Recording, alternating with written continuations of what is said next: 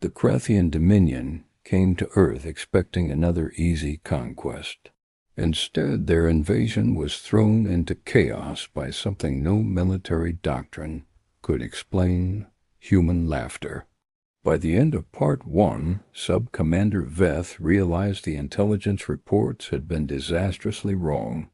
Humans weren't just surviving, they were breaking the invaders psychologically. But the Dominion had no idea that the real nightmare was only beginning.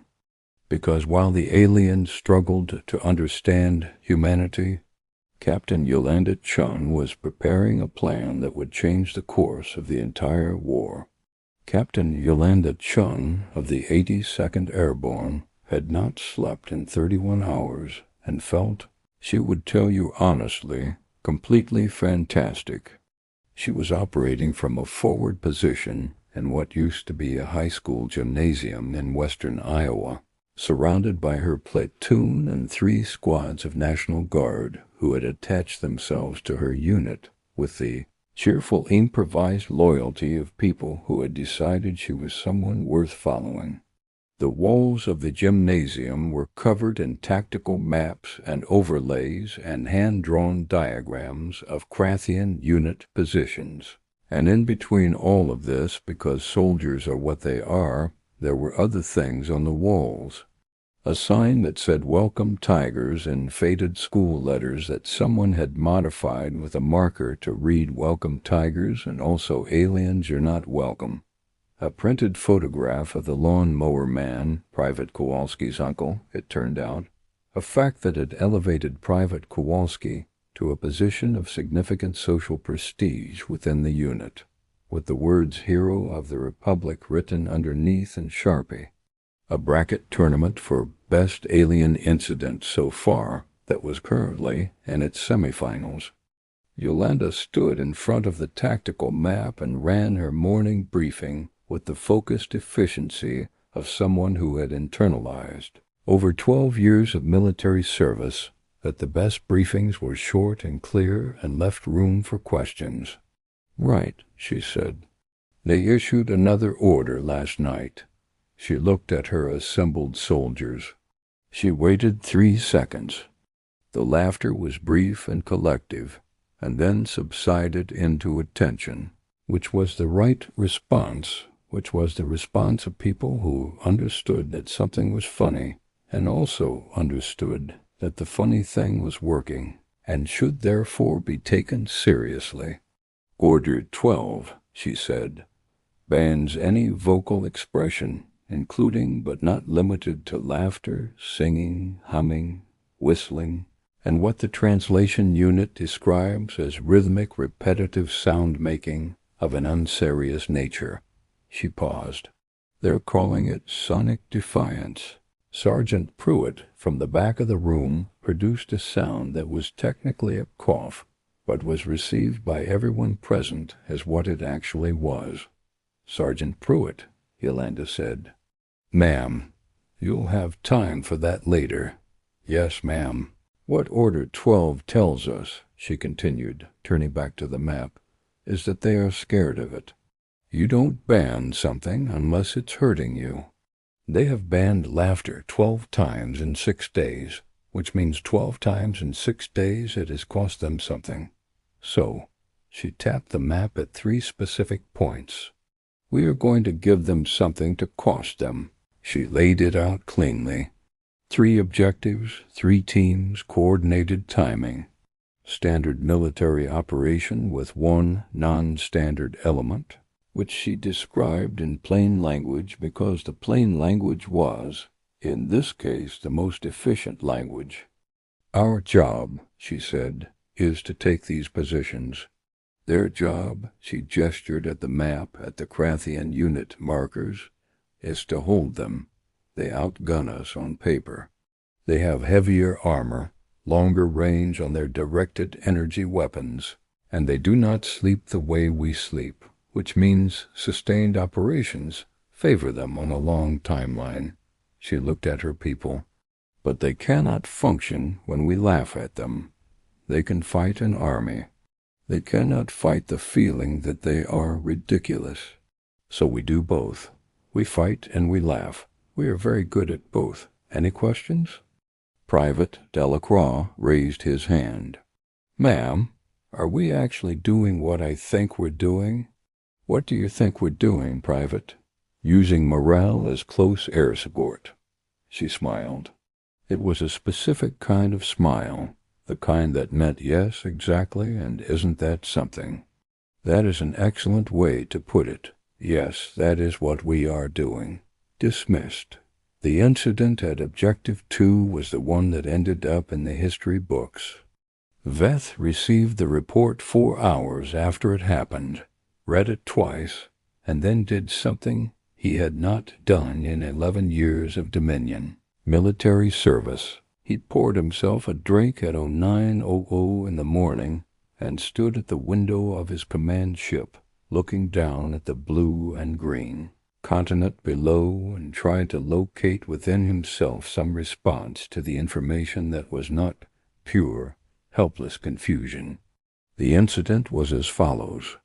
A Krathian heavy weapons unit had established a defensive position in a human structure that the maps identified as a sports facility, a large enclosed arena designed for human competitive physical activity.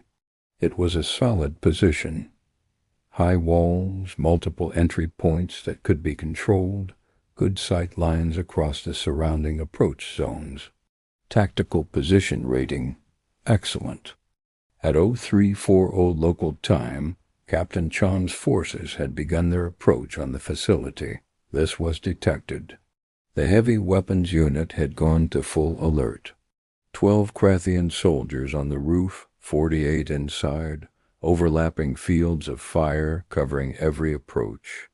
By any reasonable military calculus, the facility was defensible against a force 3 times the size of what the human scouts had reported. At 0347, a human voice had come over the external broadcast system of the facility, the system that in normal times played music and announcements for sporting events, and had begun commentating, not commanding, not threatening, commentating, in the warm, enthusiastic, rapid-fire cadence of a human sports broadcaster. The voice had begun describing the tactical approach of Captain Chen's forces as though it were a sporting event. It described the positions of the Krathian soldiers with cheerful detail. It provided what it called color commentary on the defensive setup, which apparently included observations about the quality of their cover choices, and a remark that the soldier on the northwest corner was really committing to that blast barrier, which is great to see at this level of competition. It introduced Captain Chen by name, noted her record, and said that the crowd, it referred to a crowd, would definitely be excited to see what she had for them tonight. The Krathian soldiers on the roof had looked at each other. They had looked at the broadcast speaker mounted above the entrance below them. They had looked at the dark approaches around the facility, trying to locate the broadcaster.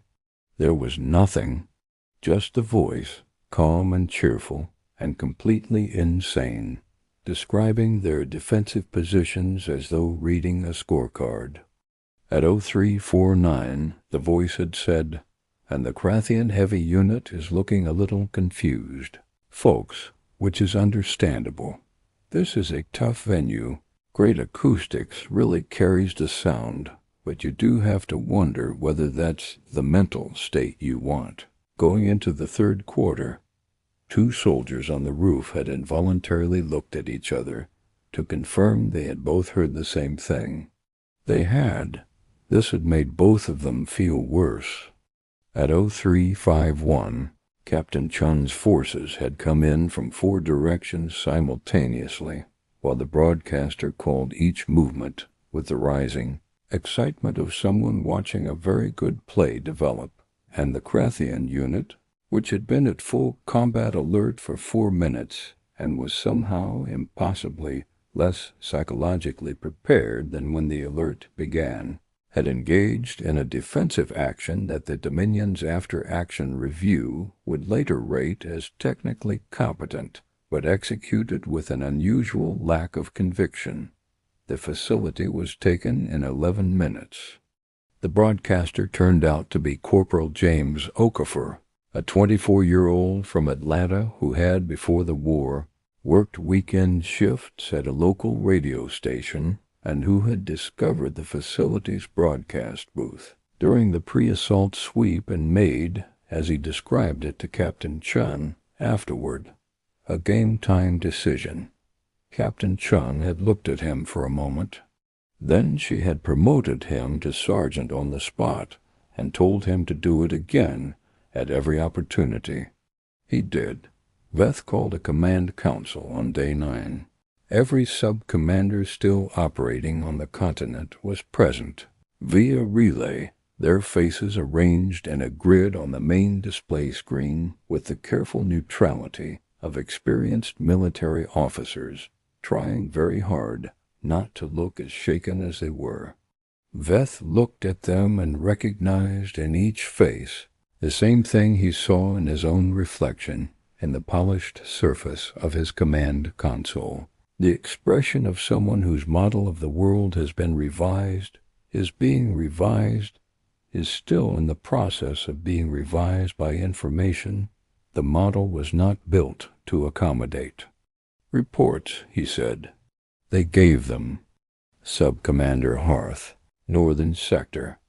A Krathian patrol had been delayed 4 hours because a group of human civilians had organized what the translation unit described as a parade directly in front of their advance column. There was music. There were flags. 3 of the civilians appeared to be wearing costumes that were, as far as intelligence could determine, representations of Krathian soldiers, but larger and with what appeared to be intentionally exaggerated features, and the humans watching the parade had found these representations extremely funny. The patrol soldiers had found them bewildering and somehow diminishing. One had attempted to arrest the costume wearers. The crowd had laughed. The soldier had released the costume wearers. The crowd had laughed harder. The patrol had stood in the street for 20 minutes trying to determine the correct tactical response to a parade. Sub-Commander Pellin, Eastern Sector. A Krathian intelligence team had intercepted human communications and discovered that the humans had given nicknames to every Krathian unit operating on the continent. The 3rd Compression Unit, Veth's finest ground assault force, was being called the Stuck Beetles, a reference to the Harvester incident on day 2. The heavy weapons unit that had lost the sports facility was being called the Sports Fans. A Krathian air support squadron was being called the Slow Ones, a reference to an incident Vieth had not yet read the full report on and decided he would read later, or possibly never. These nicknames were spreading through human communication networks faster than tactical intelligence. Soldiers who had been given nicknames were, the intelligence team reported, performing measurably worse in combat operations. The intelligence team's recommendation was to somehow stop the nicknames. No one had a suggestion for how to accomplish this. Sub-Commander Vaughn, Western Sector, 2 Krathian soldiers had defected. The command deck went very quiet when Van said this. Defected, Veth repeated. To the humans, Van confirmed. Yes, Sub-Commander. Why? Van consulted her report with the expression of someone who already knew what it said and wished it said something different. Under questioning, the soldiers stated that they had been stationed in a human facility for 11 days and had come to find the humans. I'm quoting the report now, more comprehensible than our own command structure at present. They further stated that the humans had given them food, which they found unexpectedly good, and had included them in what appears to be a communal storytelling activity around a fire, during which the humans told stories and the two soldiers began to understand for the first time what laughter was for. Van paused. They said once they understood what it was for, they couldn't understand why we kept trying to stop it. The grid of faces on Veth's screen was very still. They understood what it was for, Veth said slowly. That is what the report says, Subcommander. And what is it for? Van looked at her slate. The soldiers described it as another pause, longer this time, as the sound a species makes when it has decided to keep going. When things are bad and it has decided to keep going anyway. It's the sound of the decision. Veth sat with this for a moment. Outside, through the viewport, the blue and green continent continued to exist. Down there, somewhere, Captain Chen's people were probably laughing right now. Probably laughing about the command council. Probably already giving everyone in this grid of faces a nickname. He found that he did not know what to do with the thought that followed, so he did what commanders do when they encounter something they cannot categorize. He set it aside and returned to the operational problem. We are going to need a new approach, he said. The new approach was Order 17. Order 17 was different from Orders 1 through 16 because it was not written by Veth or any of his sub-commanders. It was written by Dominion High Command, transmitted from the fleet in orbit, and it arrived with the kind of formal weight that meant people far above Veth's rank had decided that the situation on Earth required strategic-level intervention. Order 17 did not ban laughter.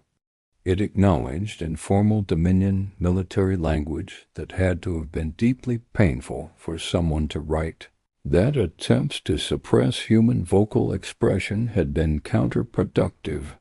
It noted that the psychological element of human resistance had been underestimated.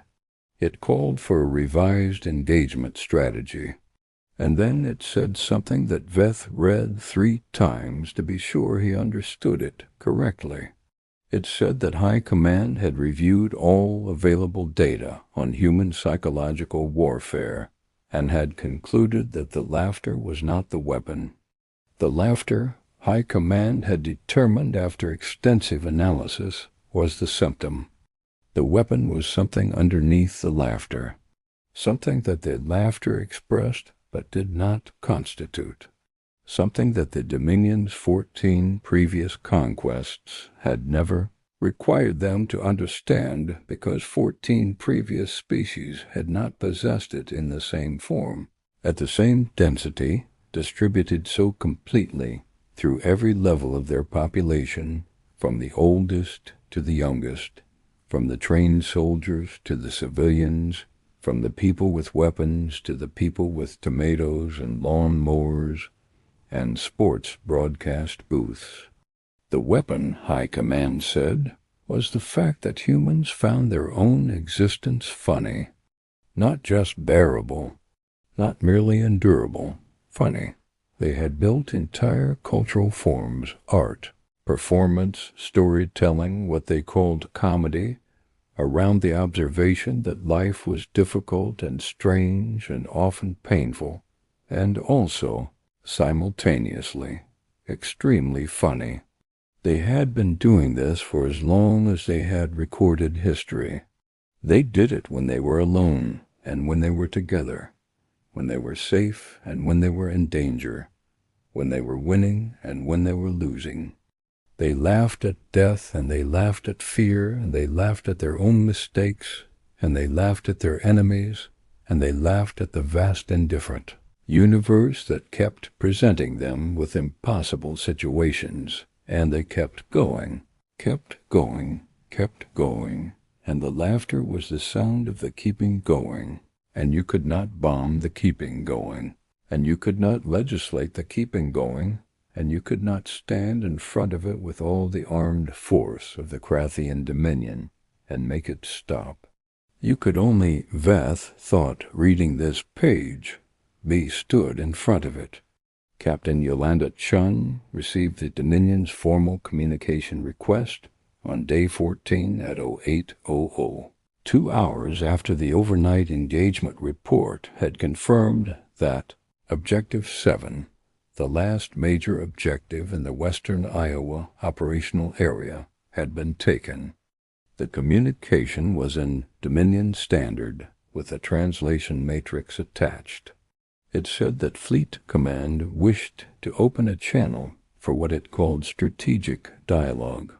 It said this with the careful formality of an organization that was not accustomed to requesting things rather than demanding them. Yolanda read it twice. Then she handed it to Sergeant Okafor, who read it and looked at her with bright eyes. "Ma'am," he said, "can I do the intro?" "Absolutely not," she said. "Get me General Harrison on the relay." She spent 4 hours in conversation with General Harrison and the Joint Command before the response to the Dominion's communication was finalized. The response was measured and precise and gave nothing away that didn't need to be given away. It established terms for dialogue, conditions for a ceasefire in the Iowa operational area, and a framework for further conversation. It was serious and professional, and it was exactly the right response, and Yolanda was proud of it. Then Sergeant Okafor put the formal response through the broadcast system with a 2-second burst of the most triumphant human music he could find as a lead-in, and across the Krathian command network, every commander on the continent heard 3 seconds of something the translation matrix struggled to categorize before the formal communique began. Veth, receiving the transmission in his command ship, listened to the music. He did not know what it was. His translation matrix could not process music in the way it processed language. But the 3 seconds of it were so large, so completely and unreasonably full of something that even he, Veth, sub-commander of the Dominion's finest ground assault force, veteran of 14 worlds, reader of intelligence files about fragile, soft-skinned creatures, even he could feel moving through the hull of his ship like a tide. He thought about what the defected soldiers had said, the sound a species makes when it has decided to keep going. The formal communique began. He listened to it. He processed it with the trained attention of a commander evaluating a strategic communication. But part of him was still in those 3 seconds of music. The ceasefire in Iowa held for 11 days. During those 11 days, Yolanda Chen's forces did not advance and did not retreat. They consolidated their positions, rotated exhausted soldiers to rest, brought up supplies, repaired equipment. They did the things armies do in the quiet between storms.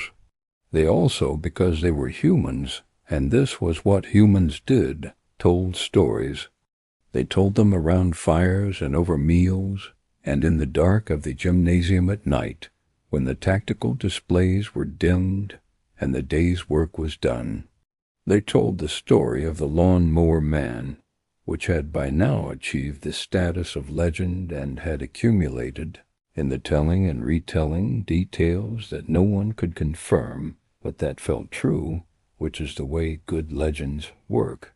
They told the story of Sergeant Okafor at the sports broadcast booth, and that story was fully accurate and didn't need any embellishment.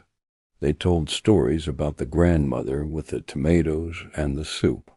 They told stories about fear and about the moments where the fear had broken open and become something else, something lighter, something that could be carried.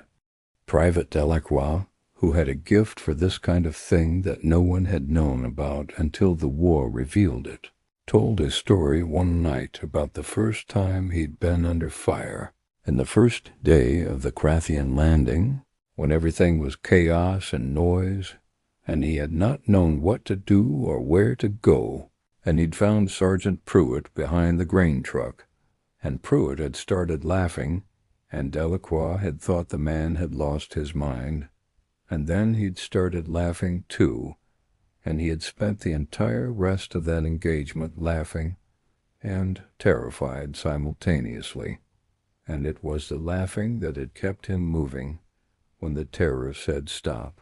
He told it simply without embellishment, sitting on an overturned equipment case in the gymnasium. When he finished, there was a moment of quiet. Then someone laughed softly in recognition. Then someone else. Then it moved through the room like light. On the 11th day of the ceasefire, Veth received a communication from High Command.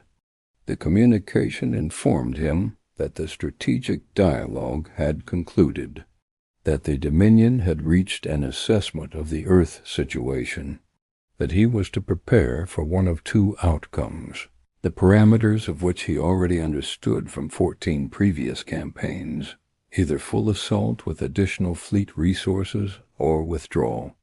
Veth looked at the communication for a long time. Then he requested a personal channel to High Command and waited while the relay established, watching the blue and green continent turn slowly in the dark below his viewport. When the channel opened, he said, "I have a question before I receive the final order." The fleet admiral on the other end was someone Veth had known for 20 years, a hard and practical woman who had not survived 20 years of Dominion politics by being sentimental. She said, "Ask it." The intelligence files, Veth said. The pre-invasion assessment. The Category 3 classification. The fragility rating. Who wrote them? A pause. The standard analysis team. Same team as always. Did any of them go to the surface? A longer pause. "No," she said. "Survey data only." "Why?" Veth looked at the continent. "Because they measured the wrong things," he said. "They measured what humans could do to us. They didn't measure what humans are. And the gap between those two assessments is the reason I am standing here on day 14 of what the analysis team said would be a 4-day operation, asking you this question." The fleet admiral was quiet for a moment. "Are you telling me we can't take this world?" "I'm telling you we can take this world," Veth said. "With sufficient force, with the full fleet, we can take it.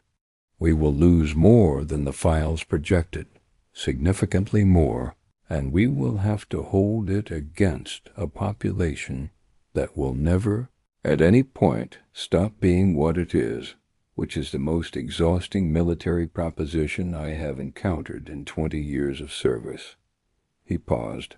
"I am also telling you that we will not be able to make them afraid of us.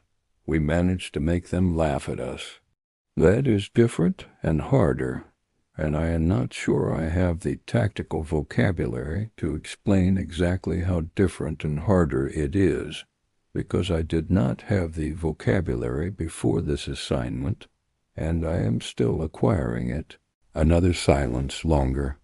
"What are you recommending, Sub-Commander?" Veth thought about Order 7, about the parade, about the broadcast booth, about the two soldiers sitting around a fire, learning what laughter was for. "I am recommending," he said, "that the intelligence files be rewritten, that Earth be reclassified, that whoever does the new assessment actually go to the surface this time, because you cannot understand this species from orbit. You cannot understand them from data." He paused. "I am also recommending that we do not come back until we understand them better than we do, because right now we do not understand them at all, and fighting something you don't understand is—" He stopped. From somewhere in his memory, filtered through the translation matrix, imperfect but recognizable, came the sound of 3 seconds of music playing before a formal communique. "Is not something I can recommend," he finished. The fleet admiral considered this for a very long time. Then she said, "File the recommendation in full, in writing." "With your evidence?" "Yes, Fleet Admiral, and Veth, Fleet Admiral." "The 2 soldiers who defected." "Leave them." He understood what she meant. He did not ask her to confirm it. He simply said, "Yes, Fleet Admiral." Sergeant Okafor was the one who saw the fleet leave. He was on the roof of the gymnasium at 0420, doing his watch rotation, when the lights in the upper atmosphere began to move differently. Not the steady orbital drift of the past 2 weeks, but a directional movement, purposeful, accelerating, the cold blue-white lights of Krathian drives pushing toward the edge of the sky. He watched them for a moment. Then he went downstairs and shook Captain Chen awake, which she received with the equanimity of someone who had been woken by worse things. "They're leaving," he said. She was quiet for a moment. "All of them?" "Looks like it, ma'am." She sat up. She looked at the gymnasium around them, the maps on the walls, the bracket tournament in its semifinal, the photograph of the lawn-mower man. She looked at her soldiers, sleeping in the half-dark 20-odd people who had, over 14 days, become something she didn't have a military word for. "Wake everyone up," she said. He did. They went to the roof together, all of them, and they watched the lights leave the sky, one by one, the fleet drawing itself back toward wherever it had come from, and the sky above Iowa becoming gradually simply the sky above Iowa, dark and enormous and full of stars that were tonight their own. No one said anything for a while. Then Sergeant Pruitt, because he was Sergeant Pruitt, and there was no other way this was going to go, started laughing. It was the same laugh as the first day, big and rolling and completely without fear, the laugh of a man who had decided something was funny and saw no reason to keep that observation to himself. It filled the roof and went out over the edge and fell down into the dark fields below and rose up into the departing lights above, and was, as always, unreasonable in its size. Captain Chen listened to it for a moment. Then she started laughing, too. Then everyone. It went on for a long time, up on that roof in the dark, all of them looking at the stars that were theirs again, laughing at nothing and everything, at lawn mowers and parades and tomatoes and sports broadcasts, and orders 1 through 17, and the sublime, relentless absurdity of being alive and here, and still going, always still going. The sound of the decision. Below them, the town was dark and quiet. The fields were dark and quiet. The continent was dark and quiet, stretching away in every direction, blue-green and enormous and full of the particular quality of silence that follows the passing of something that expected to stay. Above them, the last light of the Krathian fleet crossed the edge of the atmosphere and was gone. And the laughter went on. From the personal log of Sub-Commander Veith, filed with the 3rd Dominion Fleet Archive, Standard Year 7441. I have been asked, since my return, what I learned on Earth. This is a reasonable question. I spent 14 days there, or above it, and 14 days in the presence of a species I did not understand and still do not fully understand. And there should be something to bring back from 14 days like that. Here's what I bring back. I have conquered 14 worlds. On every one of them, the people we were conquering were afraid. Fear is the correct response to the Dominion fleet. It is the rational response. Every species we have encountered has been rational in this way. The humans were afraid, too. I want to be precise about this because the record should be accurate. They were frightened. I have read the accounts, the ground-level reports, the intercepted human communications, the medical records of their soldiers. They were afraid every day, every single one of them. They were afraid, and they kept going. And they laughed, not because they were not afraid, in spite of it, because of it. Because the fear was real and the situation was enormous, and they are a species that, when confronted with something real and enormous, finds it funny. That is not a contradiction. I have spent 11 years assuming it would be a contradiction, and I was wrong. They are not fearless. They are something harder than fearless. They are people who feel the fear completely, and then look at it and say, yes, and also, this is absurd, and also, we are going to keep going, and also, I have never heard anything like it. Also, I think about it every day. Also, I am not sure we should go back, not because we can't win. We might win, but what we would be fighting is not a military force. It is a way of being.